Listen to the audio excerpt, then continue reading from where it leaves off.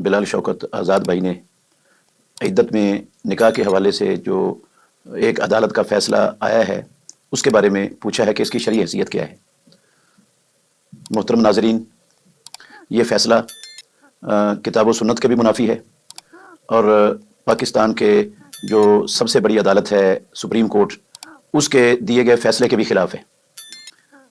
یہ فیصلہ غلط ہے۔ اس کی غلط ہونے کی کئی بڑی بڑی وجوہات ہیں۔ سب سے پہلی وجہ یہ ہے کہ طلاق میں جب خاوند اپنی بیوی کو طلاق دے دیتا ہے تو اس کے لیے تحریری ہونا ضروری نہیں ہے۔ اس نے مذکورہ مسئلے میں سب سے پہلے اپریل 2017 کو زبانی طلاق دی، تو وہ طلاق واقع ہو گئی۔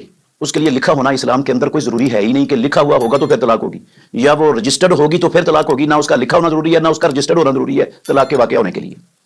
تو وہ طلاق ہو گئی اسی وقت، اور اس کے لیے دوبارہ تحریری وہ شرعی طور پر اس کی ضرورت نہیں ہوتی۔ اس کے بعد عدت ہوتی ہے 3 مینسز، 3 حیض۔ اللہ نے قرآن مجید میں اس کو سورہ بقرہ کی آیت نمبر 228 میں 3 قروء کے ساتھ تعبیر کیا ہے۔ 3 مینسز کے اندر اندر خامد وہ رجوع کر سکتا ہے۔ نکاح مکمل طور پر ختم نہیں ہوا ہوتا، طلاق ہو چکی ہوتی ہے لیکن نکاح مکمل طور پر ختم نہیں ہوا ہوتا، وہ رجوع ہو سکتا ہے۔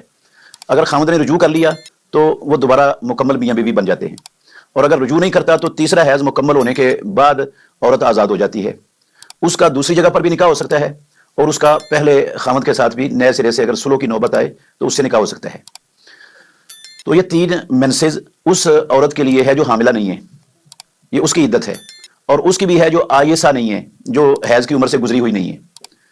تو 3 مینسز کے لیے 90 دن، بعض لوگ کہتے ہیں یہ 90 دنوں والی بات تو ویسے ہی غلط ہے۔ نہ قرآن میں 90 دنوں کا ذکر ہے، نہ پیارے پیغمبر کی سنت اور حدیث میں 90 دنوں کا ذکر ہے۔ 3 مینسز کا ہے، اور 3 مینسز وہ 2 مہینوں میں بھی اور اس سے کم عرصے میں بھی مکمل ہو سکتے ہیں۔ مثال کے طور پر آج عورت کو طلاق دی گئی ہے زبانی، اور صبح کو طلاق ہوئی ہے، شام کو اس کے مینسز شروع ہو گئے، تو 1 مینسز تو یہ چند دن میں ختم ہو جائے گا۔ تو باقی جو 2 مینسز ہیں وہ کئی خواتین ہوتی ہیں ان کو مہینے کے بعد یہ لاحق عارضہ لاحق ہوتا ہے، اور کئی خواتین کو مہینے سے پہلے بھی آ جاتا ہے۔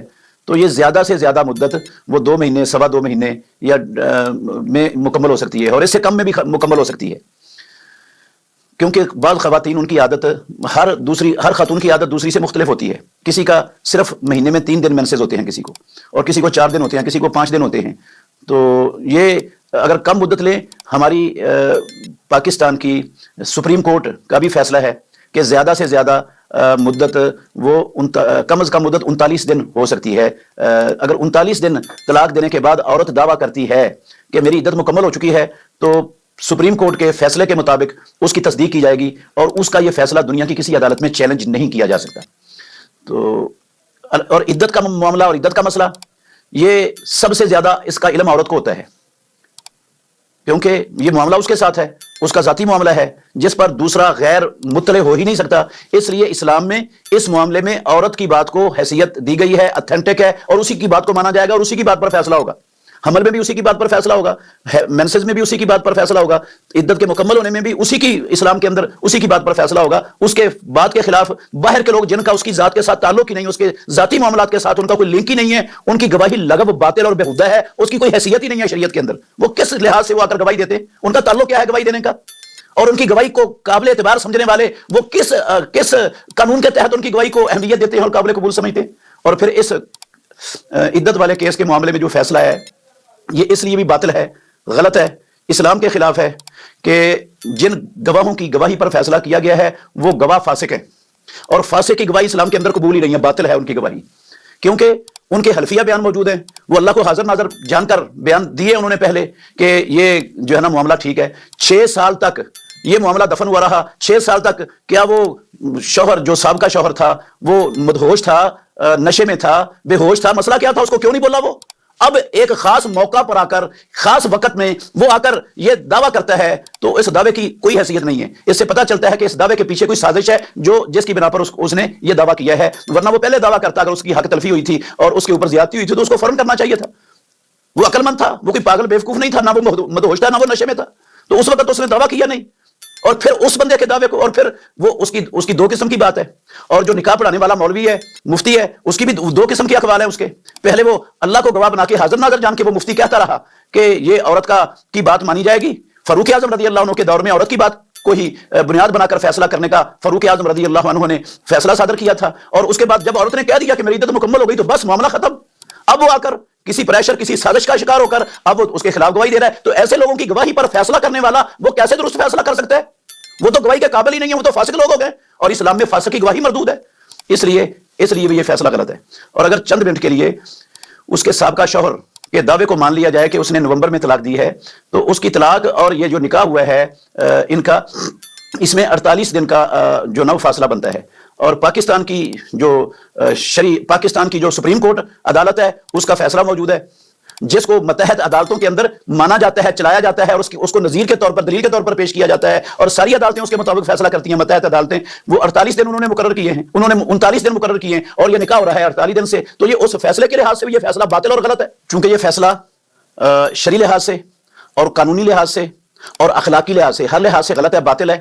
لہٰذا یہ جن کے متعلق فیصلہ کیا گیا ہے، عمران خان صاحب اور ان کی زوجہ، یہ میاں بیوی ہیں، ان کو شرعی طور پر، اخلاقی طور پر، قانونی طور پر میاں بیوی رہنے کا حق ہے. اور ایسا فیصلہ جو شریعت کے مخالف ہو، قانون اور اخلاق کے منافی ہو، اس فیصلے سے ان کے نکاح پر، شرعی نکاح پر کوئی اثر نہیں پڑتا ہے. نکاح ان کا ٹھیک ہے، وہ زوجین ہیں، اور ان کو الگ الگ تصور کرنا ہی وہ شریعت کا مذاق ہے. اور میں نصیحت کرتا ہوں تمام پاکستان کے کلمہ گو لوگوں کو، مسلمانوں کو، کہ وہ کسی کے ساتھ اختلاف رائے رکھنا چاہیں ضرور رکھیں، اس میں کوئی پابندی نہیں ہے، کوئی رکاوٹ نہیں ہے. لیکن اختلاف کے اندر آ کر وہ اخلاقی اقدار کی دھجیاں اڑا دینا اور لوگوں کی عصمتوں کو اچھالنے کے لیے وہ رذالت اور کمینگی کی انتہائی جو ہے نا پستی میں چلے جانا، اسلام اس کی اجازت نہیں دیتا کسی کو.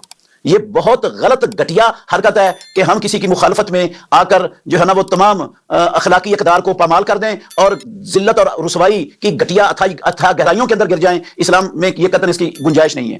اور میں آخر میں یہ بھی کہنا چاہتا ہوں کہ ہمارے فیصلہ کرنے والے لوگ جہاں بھی ہیں، جو بھی فیصلہ کرتے ہیں، پنچایتوں میں کرتے ہیں یا کسی بھی جگہ پر کرتے ہیں، انہیں اللہ رب العالمین سے ڈرنا چاہیے اور اللہ سے ڈر کر حق سچ کا فیصلہ کرنا چاہیے.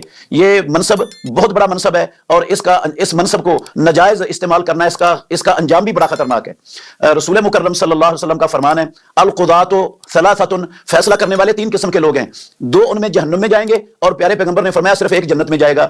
جو فیصلہ کرنا جانتا ہے، اس کو فیصلوں کے کرنے کے سارے اصولوں کو، ضوابط کو پتہ ہے اور مسئلے کی بھی سمجھ ہے، وہ فیصلہ کرتا ہے حق کے ساتھ، حق کو سمجھتا بھی ہے، فیصلہ کرنا بھی جانتا ہے اور حق کے مطابق فیصلہ کرتا ہے. پیارے پیغمبر نے فرمایا یہ جنت میں جائے گا. اور ایک وہ بندہ جو فیصلہ کرنا تو جانتا ہے، فیصلے کے اصول ضوابط کا اس کو پتہ ہے، سمجھ بھی آتی ہے کہ حق یہ ہے، لیکن وہ کسی دنیاوی مفاد یا کسی پریشر میں آ کر وہ حق کے خلاف فیصلہ دیتا ہے. امام الانبیاء، ناطق وحی، سرور کونین محمد رسول اللہ صلی اللہ علیہ وسلم نے فرمایا وہ بندہ جہنم میں جائے گا. اور تیسرا وہ بندہ جس کو فیصلہ کرنے کا نہیں پتا، شریعت کی البے بھی نہیں جانتا وہ، اور وہ فیصلے کر رہا ہے لوگوں کے درمیان، حق پر بھی فیصلہ کر دینا. یہ تیسرا بندہ، اس کے بارے میں پیارے پیغمبر نے کہا یہ جہنم میں جائے گا، آگ میں جائے گا. تو اس لیے ہمیں یہ کسی کا پریشر قبول کیے بغیر اور کسی دنیاوی لالچ کے بغیر جو اس سیٹ پر بیٹھا ہے اسے حق اور سچ کا، عدل کا، انصاف کا فیصلہ کرنا چاہیے. نہیں کر سکتا تو وہ اپنی اس سیٹ کو چھوڑ دے، اس کی روزی اللہ کے ذمہ ہے. وہ اللہ رب العالمین اس کا ایک لقمہ بھی اس سیٹ کو چھوڑنے کی وجہ سے، حق کے خلاف فیصلہ کرنے کی وجہ سے اگر اس کو پریشر زدہ کیا جاتا ہے، چھوڑنے پر ایک لقمہ بھی اس کی روزی کا اللہ رب العالمین کم نہیں کرے گا. اس لیے یقین اور بھروسہ، اعتماد اللہ پر ہونا چاہیے. نا انصافی اور ظلم یہ دنیا میں بھی اس کا بڑا گمبھیر انجام ہے اور آخرت میں بھی اس کا بڑا گمبھیر انجام ہے. اللہ سب کو سمجھنے کی